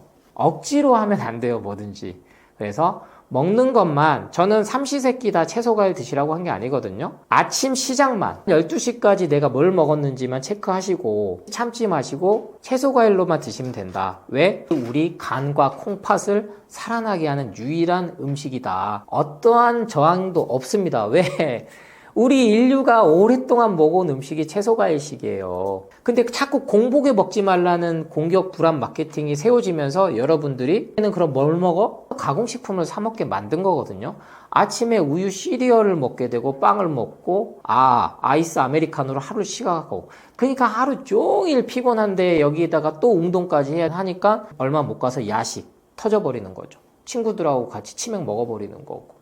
그래서 그런 것들을 좀 복합적으로 생각하시면 다이어트에 있어서 가장 중요한 건 먹는 것부터 바꾸는 거다. 그거 어렵지 않습니다. 채소 과일 맛있게 해서 드실 수 있으니까 그렇게 한번 드셔보시기 바랍니다. 건강을 해치지 않고 건강하게 육식을 즐길 수 있는 방법은 없을까요? 젊은 분들 20, 30대, 20대 많이 진단받는 병이요, 대표적인 게 갑상선 기능 저하증, 한징증도 있고요, 통풍을 많이 진단받습니다. 이거 갑자기 막 그 엄지 발가락이 대표적이고 무릎도 그런데 막 띵띵 붓기 시작하면서 바람만 스쳐도 아프다 그래서 통풍이라고 이름이 지어졌으니 얼마나 아프겠어요. 근데 동시에 다른 이름이 황제의 병이에요. 술하고 고기를 많이 먹었을 때 생기는 거거든요. 그러니까 그만큼 육식을 지금 많이 한다는 거죠. 제가 레몬 강연 영상편에도 말씀을 드렸지만, 레몬이 이 요산, 즉 통풍을 갖고 오는 게 요산이라는 것 때문에 밝혀졌는데, 이것은 퓨린이라는 동물성 식품에서 나온 것이 소화되면서 나오는 찌꺼기예요. 이거를 갖다가 대표적으로 레몬이 잘 배출을 해준다라는 게 확인이 돼서 제가 레몬수 많이 드세요 말씀드리는 거고, 근본적인 거는 육류 소비를 좀 줄여야 됩니다. 소화기관 중에 탄수화물, 단백질, 지방 모든 것을 그 소화하는 효소들이 나오기 때문에 힘들어지죠. 그럼 췌장엔 무엇도 생성이 되느냐? 인슐린이라는 것도 생산이 돼요. 그러면 우리 몸 자체가 다 밸런스가 무너지기 시작하는 겁니다. 췌장도 망가지는 거예요. 20대인데, 막 10대인데. 소화기 계통의 모든 장기들은 연결이 돼 있기 때문에 근본적으로는 우리가 너무나 많이 먹었다. 그래서 동물성 식품은 여기 다 들어갑니다. 소고기, 돼지고기부터 해서 붉은색 육류인데, 이 육류들만 생선만 많이 먹었으면 다행이었겠죠. 그런데 여기에 어떤 치명타가 터졌냐? 가공육이 들어온 거예요. 가공육. 가공육이란 말 그대로 가공한 육류인데 가짜라는 말이 더 어울려요. 비엔나, 베이컨 불에 태워 먹고 직화구이 해 먹고 끝내주게 맛있습니다. 그래서 저도 고기 먹습니다. 좋아합니다. 고기는 영양적인 측면보다는요, 맛있어서 먹는 게 맞아요. 그러면 카니보 다이어트라고 유행을 하거든요. 그럼 그분들이 왜 좋아질 수밖에 없냐? 그분들 식단도 들여다보면요, 가공식품을 다 제한해요. 육류와 채소만 먹습니다. 근데 순수하게 고기만 먹고 생활할 수는 없어요. 카니보 할 때 고기만 드신 분들 없어요. 과일 같이 쌈 싸 먹습니다. 비타민, 무기질, 미네랄 잘 들어오고, 고기도 깨끗한 고기 드시거든요. 무항생제. 호주산이나 뉴질랜드 넓은 데서 방목시켜서 목초만 먹이면서 정말 스트레스 안 받은 고기들, 그런 고기들만 드시면 몸이 좋아지죠. 근데 장기간 먹었을 때 요산이라는 수치를 막을 방법이 없어요. 동물성 식품은. 모든 현대 과학에서 밝혀진 거예요. 그래서 20, 30대 분들 갑자기 통풍 진단 받으셨으면 고기 소비를 줄이고, 고기를 먹을 때 어떻게 먹어라? 수육으로 드셔라. 그나마 낫습니다. 숯불에 직화로 특히 알루미늄 판까지 해서 같이 막 구워 먹고 냉동 삼겹살 거기다 먹고 같이 먹는 거예요, 여러분. 중금속까지 같이. 그러니까 가끔씩 드시는 건 어쩔 수 없어요. 그거 먹는 즐거움이 있어야죠. 우리가 사는 세상이 그렇게 돼버렸는데 어떡합니까? 먹방만 봐도 아주 군침 질질 돌게 하는데. 그러니까 아예 끊을 수는 없지만 아프다면 2주에서 한 달, 길게는 3개월 정도는 제한을 해주셔라. 그게 제가 7대3의 법칙이에요. 제가 처음 채소과일식 책에서부터 계속 뭐 완전 배출 이렇게 강조드렸던 게 채소과일식 통곡물 견과류를 나머지 동물성 식품, 건강기능식품 뭐 이런 약물들 비중을 3으로만 놔라. 우리 몸은 회복해서 나중에 여러분들이 이걸 지금은 대부분 거꾸로 하고 계실 거예요. 거꾸로. 가공식품이 9고 채소과일식이 1일 거예요. 이렇게 해도 우리 몸이 버틸 수 있게끔 회복이 된다. 그래서 동물성 식품이 좋다라고 이거를 주장하는 전문가는 이제는 없습니다. 이미 발암물질이 나온다는 게 확인이 됐기 때문에요. 오메가3 영양제만 봐도 그렇잖아요. 생선에서 추출을 했다가 그게 큰 부작용이 중금속이에요. 해양 오염이 당연히 많으니까 그걸 또 추출했으니 얼마나 쌓이겠어요. 대기업 제약회사들이 식물성 RTG 오메가3가 나온 이유입니다. 결국에는 어디로 가는 거예요? 여러분들이 먹어야 될 거는 고기 먹을 때 하나라도 내가 쌈채소, 깻잎 이러한 것들 싸서 먹자. 난 냉동 삼겹살, 이 맥주는 못 구나 하신 분들은 그렇게라도 쌈채소라도 의식적으로 같이 드셔보세요. 여러분들 몸이 훨씬 더 가볍게 되고 제일 정말 돌도 씹어 먹어야 될 나이가 20대인데 통풍과 갑상선 항진증 저하증에 걸린다는 거는 문제가 아주 큽니다. 왜? 그게 계속 약물이 방치되면 결국에는 30대, 늦어도 40대에 암으로 진단을 받는 거거든요. 그래서 가장 기본은 다시 채소과일식으로 돌아가는 거다라고 기억하시면 되겠습니다. 바쁜 현대인들의 삶에서 가장 적용하기 쉬운 실제적인 다이어트 방법은 어떤 게 있을까요?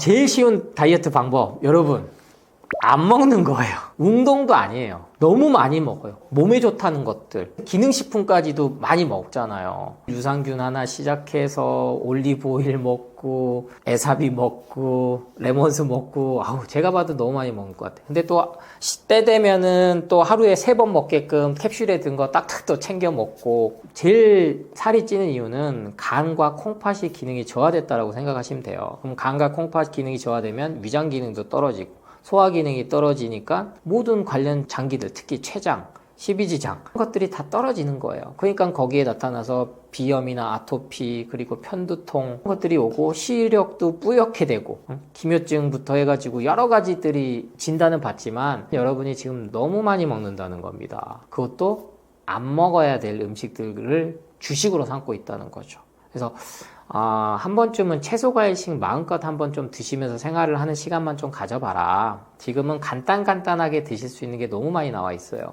CCA 주스도 착즙 주스로 드셔도 되고 갈아서 만들어 드셔도 되고 새벽 배송까지 돼요. 심지어 갈아서든 아니면 착즙해서든 대기업들이 다 하고 있단 말이에요. 그러니까 그런 것들로만 조금은 몸을 가볍게 해주시고 운동은 제가 정말 추천드리는 거는 맨발 걷기입니다. 맨발 걷기. 맨발 걷기의 과학적 효과는 점점점 많이 나오고 있지만 이거는 우리 인간 역시 자연의 일부이기 때문에 자연과 동떨어져서 살았기 때문에 맨발 걷기만 해줘도 몸이 많이 좋아진다. 여러분 이 흙길 밟은 기억해보세요. 엄청 오래됐을걸요? 요새 유치원 어린이집 애들도 흙 갖고 놀기가 어려워요. 저희 때만 해도 흙 퍼먹고 자라야 건강하다 이런 얘기가 있었지만 지금 친구들은 놀이터 정도 가야 모래나 갖고 놀지. 키즈 카페나 이런 데들에서 뛰어노는 환경에 노출되니까 환경 호르몬, 플라스틱, 나노 플라스틱 이런 것들이 어린 친구들한테 벌써부터 되는 거죠. 어른도 마찬가지입니다. 그래서 발이라는 거는 가장 모든 것들이 연결되어 있는 곳이다. 그래서 자극이 되었을 때 몸 전체가 좋아진다. 그래서 다이어트를 손쉽게 하실 수 있는 방법은 먹는 거를 줄이고 채소과일식으로 전환하시고 운동은 가볍게 맨발 걷기 반드시 8,000보 처음부터 하시면 안 돼요. 처음 하시면 5분도 하기 힘들어요. 그럼 거기서부터 시작하세요. 오늘은 5분, 내일은 10분 할 수 있는 데까지. 걸음 체크하지 마시고 그냥 시간으로 하세요. 왜냐하면 스트레스 받으면 안 되거든요. 그래서 한번 내가 살을 빼서 칼로리 개념으로 하면 더 이상 이건 요요 때문에 안 된다라는 생각을 하셔서 일단은 특별한 거 그릭 요거트, 두유를 만들어 먹어야 된다 이런 거 하지 마세요. 귀찮아서 오래 못 합니다. 그래서 하다못해 사과, 바나나라도 그렇게 시작하시면 된다는 말씀을 드리니까 어떠한 부작용도 없습니다. 우리 몸이 좋아지는 과정 중에 반드시 명현현상 반응이 나타나는 그 과정을 거치시면 체중을 찾아 나가고 건강하고 행복하게 지낼 수 있기 때문에 초과일에 대한 두려움 아니면 불안, 의심 그러한 마음 떨쳐버리시고 최소화시켜서 맨발 걷기에서 적정 체중 만들고 나서 그 다음부터 근력 운동 해보시기 바랍니다. 커피는 몸에 좋다 나쁘다 말이 많은데 어떤 것이 진실일까요? 이거 불편한 진실이에요. 네, 제가 채소과일식 전파와 함께 건강하고 행복하게 살려면 가장 먼저 뭘 해야 되냐, 그걸 했을 때 저는 이제 술, 담배 끊어라 이거는 당연한 거지만 커피 마시지 마라 이 얘기한 전문가가 별로 없습니다. 왜냐면 우리나라는 커피 공화국이거든요. 세계 2위예요. 미국 다음 우리나라가 지금 2위입니다. 커피 시장 규모가. 커피로 인해서 발생되는 경제적인 파급 효과도 어마어마하기 때문에, 근데 저는 여러분한테 말씀드리고 싶어요. 여러분이 안 드셔도 안 망합니다. 절대로. 근데 여러분이 아픈 이유를 콕 집어서 말해주는 경우가 없어요. 계속 커피는 하루에 4잔까지도 먹으면 수명 연장에 좋고 심장 질환에 좋고 좋다더라, 뭐 살 빠지는데 좋다더라, 간암 환자들한테 좋다더라, 이런 기사는 계속 떠요. 하루 한 잔을 먹었을 때 오는 부작용들부터 해서 커피 4잔 이상을 먹으면 이 사망률이 올라간다는 기사도 뜹니다. 그러면요, 그 기사는 오래 못 가고 그 정보들로 이게 싹 도배가 돼요. 왜냐면 언론도 광고 수입이거든요. 그러면 기사를 실을 때 그게 그냥 실어진다고 생각하시면 너무 순수하신 거고 순진한 겁니다. 모든 게 기업 협찬과 광고의 후원에 의해서 움직이는 거예요, 언론은. 그 안에서 이제 저널리즘을 갖고 진실을 파헤치는 거고, 커피는 하루 한 잔까지만 드시라는 게 모든 병원에서 하는 얘기는 맞아요. 왜? 카페인 함량 때문에 그렇죠. 카페인 함량 때문에. 그게 임산부는 200mg 이하고 일반인은 400mg. 그래서 4잔까지로 얘기를 한 건데, 제가 커피 사업을 했기 때문에 여러분들한테 더 이렇게 말씀을 드릴 수 있는 거예요. 커피 콩을 갖다가 일단 로스팅을 해요. 로스팅을 한 걸 커피 매장에 갖고 와서 다시 글라인더로 갈아서 에스프레소를 내려서 거기에 여러 커피가 나오는 건데, 일정하게 기준을 맞출 수가 없어요. 카페인 함량부터 해서 모든 것들이. 그러니까 그 실험 자체가 안 맞다는 거죠. 그래서 커피가 몸에 좋다라고 하는 거는 콩에서 나온 폴리페놀의 일종인 성분들을 추출해서 그거와 동일한 것들로 실험을 쥐에다가 실험했을 때 연구를 하든지, 아니면은 관찰 연구로 해서 근거 없이 그냥 동일한 조건을 안 맞추고 그냥 이 사람은 커피를 몇 잔까지 먹었지? 이렇게 해서 그냥 나오는 연구 결과들이지, 그 세부 내용들을 들어보면요, 암에 좋아서 암 환자들에게 커피를 먹이는 암센터는 없습니다. 혈당을 올린다고 해서 못 먹게 하는 암센터도 없어요. 착즙을 해서 먹이는 세계적인 암센터들이나 요양기관은 많습니다. 이제 여러분이 뭘 먹을 거냐는 거예요. 왜 커피가 몸에 안 좋을 수밖에 없냐?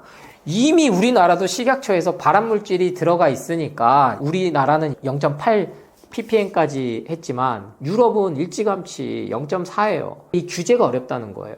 방금 말씀드린 것처럼. 근데 왜 나올 수밖에 없냐? 로스팅은 태운다는 뜻이에요. 근데 보통 100도씨 넘으면 발암물질이 나와서 벤조피렌부터 해서 아크릴아마이드, 튀겼을 때 나오는 거죠. 그러니까 육고기도 발암물질이 나온다고 하는 건데, 감자튀김도 똑같아요. 프렌치라이. 저도 정말 맥도날드 그 감자튀김 사랑했습니다. 미국 기업에서 스스로 감자튀김에 발암물질이 나온다는 거 인정하고 그 방법을 연구했어요. 조온에서. 근데 우리나라 아직 그게 안 되죠. 근데 커피는 더더욱 안 돼요. 수입을 해와요. 로스팅을 심지어 외국에서 한 로스팅 자체를 해와요. 그러면 이게 곰팡이 독소부터 해서 여러 가지, 심지어 농약부터 해서 안 나오게 하려면 강하게 해요. 살균, 멸균 이런 걸 하려고. 그럼 강로스팅을 한다는 거는 200에서 230도까지 올라갑니다. 이때 실은요, 이상하게 맛이 더 나요. 신맛이라고 하죠. 신미. 제가 SNS를 자주 보는데 이유는 그거예요. 트렌드를 보거든요. 광고가 이렇게 뜨더라고요. 결점들을 없앤 커피빈 로스팅. 결점이란 건 뭐냐면 콩이 쉽게 얘기하면 파괴된 거죠. 깨진 거죠. 그럼 거기에서 산화가 되기 시작해서 여러 곰팡이 독소부터 해서 안 좋은 물질들이 나오는데, 그걸 통째로 로스팅을 하고, 근데 거기는 150도 미만으로 이제 좋은 로스팅을 한다는 거예요. 약전으로 한다는 거죠. 그러면서 맛은 잡아냈다. 그러면 그 외의 것들은 다 몸에 안 좋다라는 겁니다. 거꾸로 얘기하면. 거기에서 나오는 그 기름, 그 거품이 나오는 게끔 하는 그 기름들. 이게 또 고지혈증, 이상지지혈증을 갖고 온다는 게 확인되고. 그러니까 안 좋은 거는 점점 이렇게 늘어나지만 여러분들한테 말은 안 해주고. 얼토당토 않는 실험 관찰 연구로 해서 그 커피가 동일하게 여러분이 먹는 커피가 아니에요. 여러분이 먹는 커피는 정말 싸구려 중에 싸구려입니다. 그러니까 1,000원짜리 커피가 나오죠. 로브스타 정말 싼 거 쓰고 어떻게 결점도 일일이 고르는데 그게 인건비 때문에 그런 가격이 나오겠어요. 그래서 카페인은 둘째 치고라도 먹게 되면 우리가 여러분 정말 많이 들어봤던 스트레스 호르몬 코르티솔, 콩팥 위에 있는 부신이라는 장기를 자극해서 그거를 업을 시키는 거예요. 그러니까 각성 효과 때문에 하는데 스트레스 호르몬은 우리 몸에 안 좋다는 게 이미 확인이 됐어요. 이게 균형이 맞아야 되는 거지 조절이 깨지면 아프기 시작했는데 그게 바로 갑상선 기능 항진증 저하증인 겁니다. 호르몬 계통에 1차적으로 문제가 생기니까 20대 여성분들이 너무나 많이 생겼어요. 그래서 커피는 훨씬 더 많다. 그래서 한 잔까지만 먹을 수 있으신 분들, 근데 하루 한 잔 기준이 이렇게 큰 사이즈로 먹으면 아무 의미가 없고요. 근데 직장인들부터 해서 공부하는 학생들까지 모든 게 고카페인 함량을 막 먹고 드링크제를 먹고 인터넷에 보면은 막 그런 거, 이렇게 먹으면 잠이 안 와. 커피보다 더 효과가 좋아. 보면은 뭐 바카스하고 컴피더스하고 두 개 합쳐가지고 여기에다가 아메리카노 같이 섞어서 먹으면 그렇게 인생을 살다가 10대, 20대 보내고 30대부터는 아프기 시작한다는 거예요. 그래서 이제 임상 확인된 거는 저는 한약 먹으라는 얘기 안 드려요. 커피부터 끊어라. 커피하고 유제품부터 끊어봐라. 그렇게 시작이 됩니다. 제 상담은. 그거 하고도 아프면 와서 나한테 상담받고 한약 먹어라. 이거지. 채소 과식도 안 하고 커피도 안 끄고 유제품도 안 끊고 안 한 상태에서 와서 한약만 드시려고 하지 마라. 다 바꿔보고도 안 됐을 때 그때 쓰셔야 된다라는 말씀을 드리는 거예요. 근데 커피를 여러분 평생 먹지 말라 할 수는 없어요. 근데 지금 여러분이 아프다면 커피부터 제한을 해보십시오. 그럼 반드시 모든 수치가 정상으로 될 수밖에 없습니다. 커피가 고혈압, 당뇨에도 영향을 미칠 수 있을까요?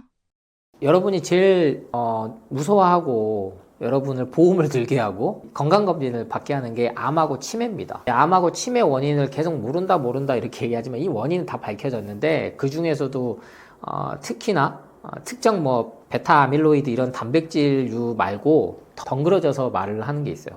에이지스라고 당화산물입니다. 이게 당독소인데 쉽게 말씀드리면 이때 이 포도당 그 혈당이 아니고 단백질이 변성이 됐을 때 생기는 독소예요. 이거는 육고기도 마찬가지지만 식물성에도 단백질이 있거든요. 커피에도 단백질, 지방 이런 게 다 있어요. 그래서 가끔 어떤 분들은 커피 태워서 먹은 거 안 좋으니까 콜드브루로 먹은 이게 차갑게 내려서 먹은 건 어떠냐부터 해가지고 아니면 아메리카노 사놓은 거 어제 먹은 거 남은 거 몇 날 며칠 드신 분도 있거든요. 그럼 지방이 다 산패예요. 훨씬 더 빨리 산패하고 산화가 됩니다. 그리고 단백질이 변성이 되면서 고온에서 그리고 압축을 한 번 더 하잖아요. 수증기가 물이 또 들어가고 거기에 우린 또 뭐까지 먹냐. 우유까지 섞어서 먹어요. 그게 라떼잖아요. 그럼 우유는 또 고단백이죠. 지방이 있죠. 변성이 이루어지면서 우리 몸에 들어와서 왜? 우리가 원래 안 먹던 음식들이거든요. 그런 형태거든요. 그런 게 쌓이고 쌓여서 혈관을 막히게 하고 혈압을 올리고 당뇨를 갖고 오고 콩팥을 병들게 하니까 결국에는 뇌혈류를 막히게 해서 치매를 갖고 온다는 거죠. 장기간에 걸쳐서. 그러니까 당장에는 이게 각성 효과 때문에 부스터 효과 때문에 내가 일을 잘하는 것 같고 업무 효율이 높은 것 같지만 대부분 편두통을 겪잖아요. 그럼 더 강력한 고카페인을 먹게 되고 모든 일상생활에서. 그래서 커피를 하루 4잔을 의미가 없는 게 다 들어가 있다고요. 여러분이 먹는 진통제에도 들어가 있고 음식에도 들어가 있고 하다못해 초코우유에도 들어가 있고 안 들어가 있는 데가 없어요. 왜? 그게 중독이 되거든요. 그래서 커피가 보약이다. 이렇게 생각하시면 안 된다. 근데 믹스커피를 하루에 뭐 10잔씩 드시고도 건강하신 분들 반드시 있습니다. 우리 할머니 이래서 우리 할아버지 이랬어. 군것질 안 하세요. 예를 들면 라면만 드신 분들은 라면만 삼시세끼 드시지 다른 것들 막 해서 안 드신다고요. 병원도 자주 안 가요. 그 약도 안 먹어요. 그러니까 약물 부작용이 안 생겨요. 근데 커피는 대표적으로 우유랑 마찬가지로 약하고 같이 먹지 말라고 하잖아요. 부작용이 생기는 게 이미 너무나 확인됐기 때문이에요. 근데 지금 젊은 분들 커피에 그냥 우유에 약 드신 분들 너무 많아요. 약 먹으면 속쓰럽다고. 응? 나이 드신 분들은 우유에다가 약 드시고 뭐 이런단 말이에요. 그러니까 커피가 우리 몸에 항산화 성분을 갖고 온다? 장기적으로 먹었을 때 효과 없습니다. 그리고 저는 개인적으로는 커피 관장도 그래서 권해드리지 않아요. 왜? 말씀드린 발암물질들이 미생물 환경에 다 들어갑니다. 그러니까 동국물이 들어오니까 관장이 잘 되고 한 번에 다 나가는 거지.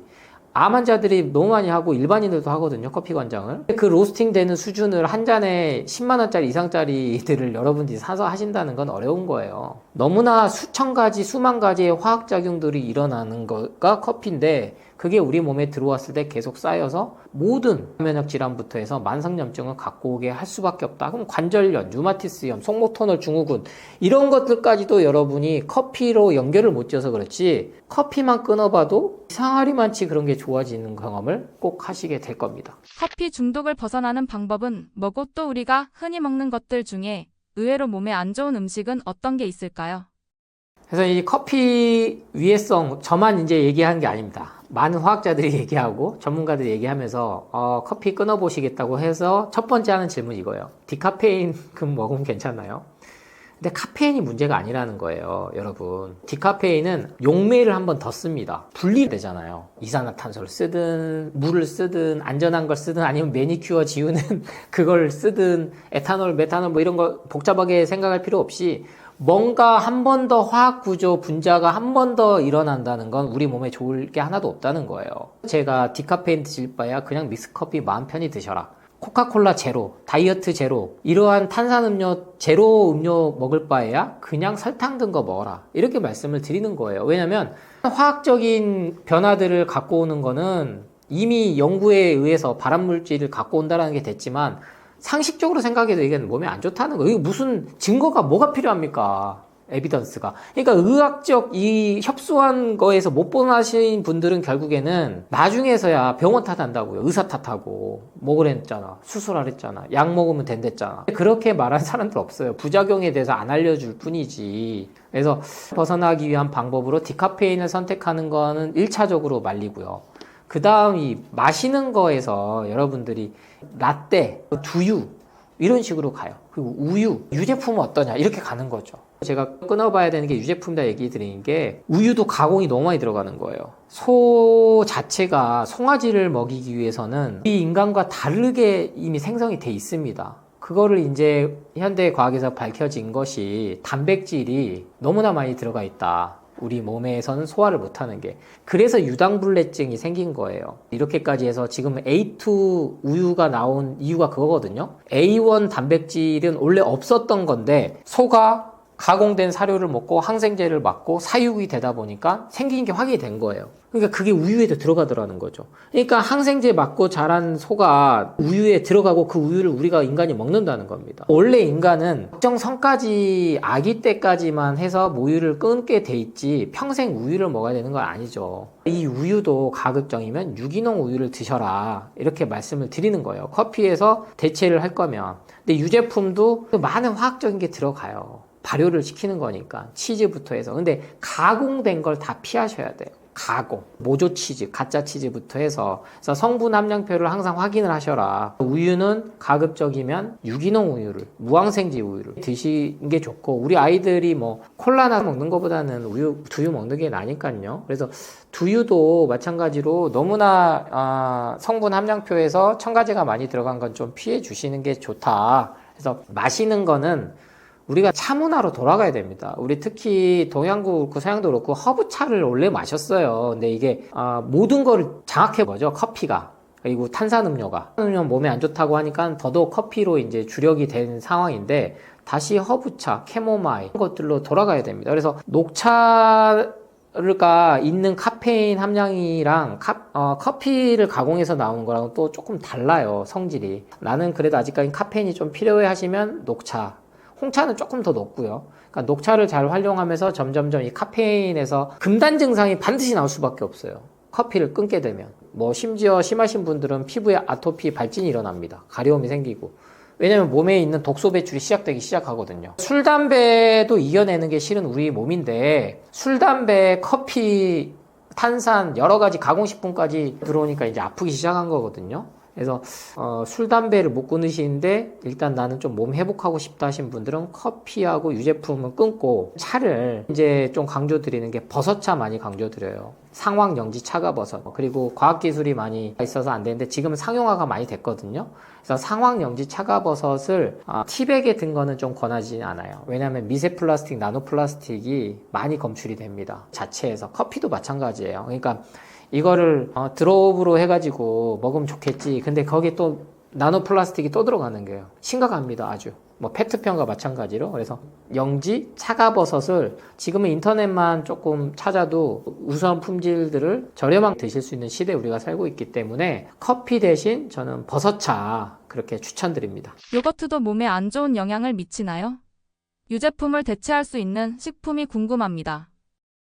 우리 인류가 먹고 살만해진 겁니다. 음식 개발이 계속 된 것 중에 하나가 발효식품이에요. 우리 김치도 뭐 대표적인 발효식품이지만 그 중에 이제 유럽에서 일찌감치 점점점 된 게 치즈부터 해서 유제품류죠. 이게 전체 대량화 시키고 전 세계화적으로 만들다 보니까 첨가물질이 많이 들어갔었어요. 근데 원재료가 정말 깨끗하다면 상관이 없어요. 근데 이걸 장기간 먹었을 때 유방암을 갖고 온다라는 연구 논문들이 지금은 안전하고 좋다라는 것보다 훨씬 더 많이 이제 뛰어넘기 시작했습니다. 이거에 우리가 관심을 좀 가지셔야 돼요. 이게 요거트를 더 만들어서 2번, 3번 해서 그릭 요거트 먹은다. 아침에. 단백질, 지방을 굳이 그렇게 먹을 필요는 없어요. 과일만 해도 충분히 이미 가능합니다. 그러니까 식물성 단백질이냐 동물성 단백질이냐 이 차이인데 우리 몸에서는 단백질은 똑같이 작용을 하는 걸로 지금 결론이 나고 있습니다만 그 양을 점점점 많이 먹게 되면 동물성 단백질은 반드시 우리 몸에 남는다는 거예요.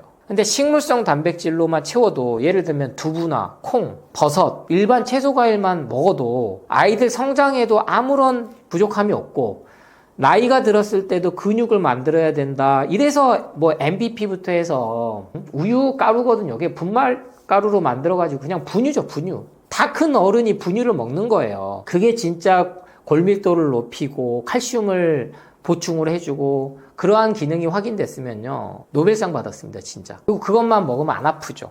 그러니까 장시간 동안 우리가 한국 사회가 선진국이 되면서 지난 30년에 가깝게 건강기능식품을 먹기 시작했는데 그렇게 먹었고 매일 먹었는데도 왜 비만 인구는 더 늘고 변비는 낫질 않고 만성질환자들은 왜 이렇게 계속 느냐는 거죠.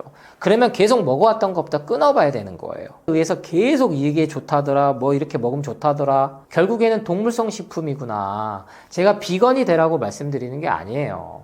근데 이걸 매일 먹어서는 안 될 거를 왜 소화 흡수가 안 되는데 그래서 몸에 다 독소로 남겨서 염증이 되는 건데 염증이 쌓여서 림프 시스템이 작동이 안 되면 그게 암 진단을 받는 거거든요. 또 그 암을 하고 방사선 하면서 면역 체계가 다 흐트러지고 또 그 부작용으로 또 전이 돼서 또 수술하고 10년, 20년에 걸쳐서 시작이 여러분이 매일 무엇을 먹느냐에 따라 달려있다. 이게 돈이 안 되기 때문에 알려주는 의사, 약사, 건강 전문가 그래서 여러분이 책을 관심 있게 보셔야 되는 이유긴 합니다. 왜?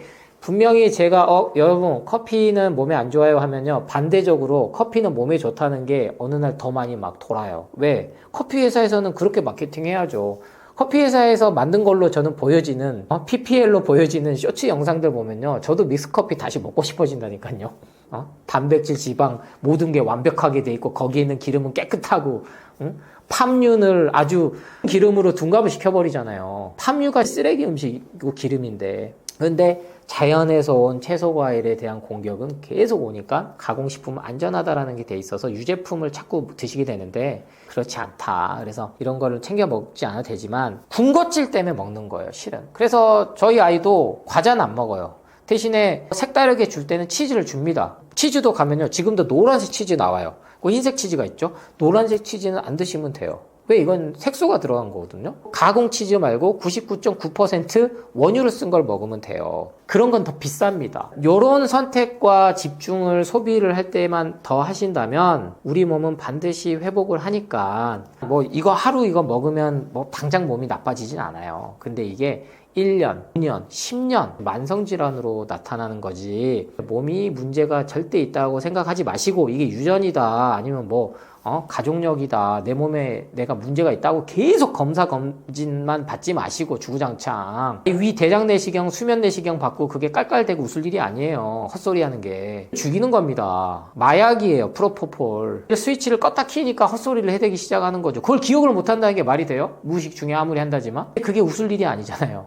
웃다가 대장에 총각 난 경우도 많아요. 깔깔대고 웃다가 웃지 못할 일이죠. 건강검진에만 너무 매달리지 마시고 먹는 거에서부터 가공이 안 된 것들. 그래서 저는 가공이 된 걸 유일하게 드시라고 한 거는 채소 과일을 원물로 해서 만든 것들. 그러면 CC의 주스도 지금은 착즙을 해서 팝니다. 왜? 돈이 되니까. 그럼 제품, 양배추 여러분들이 유기농 사다가 만든 돈보다 훨씬 더 저렴하게 착즙까지 해서 안전하게 드실 수 있게 레몬 착즙부터 해서 모든 주스들을 팔아요. 무화 화학적인 게 안 들어간 주스를 기준으로 했을 때는 절대 혈당 상승이나 이러한 것들의 부작용이 없기 때문에 커피나 유제품이나 이런 것들을 그러한 마시는 것들로 간식거리로 할 수 있는 것들로 해보시길 꼭 추천드립니다. 오늘 또 오랜만에 이렇게 이거 하면 안 된다 저거 하면 안 된다 이렇게 해서 좀 스트레스 받으실 수도 있어요. 왜냐면 여러분들이 일상생활에서 모두가 밀접한 겁니다. 그 밀접한 거에서 뭔가 변화가 없기 때문에 지금 아프다는 걸 알려드리고 싶었던 거고, 근데 더 나아가서는요 가장 중요한 게요 마음이에요. 만병의 근원이다라고 이제는 현대과학에서 얘기를 하잖아요.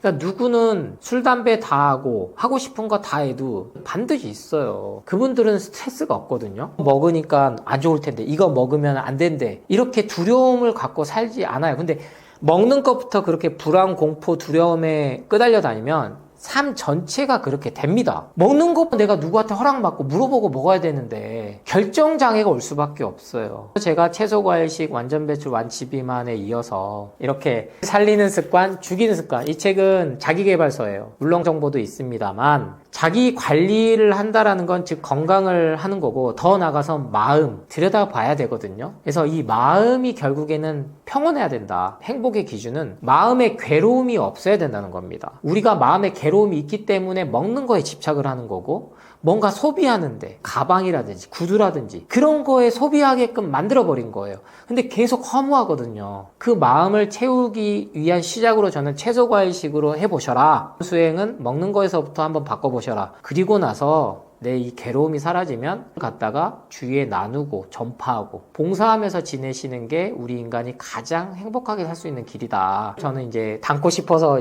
이 책에 담았습니다만, 그래서 오늘 이번 강연이 조금은 색다르고 아니면은 뭔가 울림이 있어서 조금 더 저 사람이 무슨 얘기를 하고 싶은 거야? 저는 이렇게 얘기해서 제가 돈을 벌 수 있는 건 실은 뭐 인쇄밖에 없겠죠. 저는 팔고 있는 입장도 아니고, 그리고 저도 한약사이기 때문에 약국이죠. 한약을 전문으로 하는 약국이지만 저도 건강기능식품 팔고 영양제 파면 돈 많이 벌 수 있어요. 그렇지 않는 거는 신념과 철학이 세워졌다는 겁니다. 그래서 이게 맞고 틀리다를 떠나서 여러분도 그러한 믿음과 신념을 가져야지 행복하게 지낼 수 있다. 그게 누가 남들이 옳다 그르다 손가락질해도 행복하시면 돼요. 물론 주위에 피해를 주면 안 되겠죠. 그 자유라는 범위는 민주주의 사회에서는 남에게 피해를 주면 안 되는 범위입니다. 그렇기 때문에 강연 영상들을 통해서 궁극적으로는 마음의 평온함을 갖고 오시기를 바라면서 이 책을 추천드리니까요. 꼭 한번 읽어보시고, 저는 항상 최고의 치유는 예방이라고 말씀드리거든요. 그래서 아프기 전에 현재 아무 일도 안 일어난 이 상황에 감사할 줄 알면서 그러한 삶이 되시길 응원하겠습니다. 감사합니다.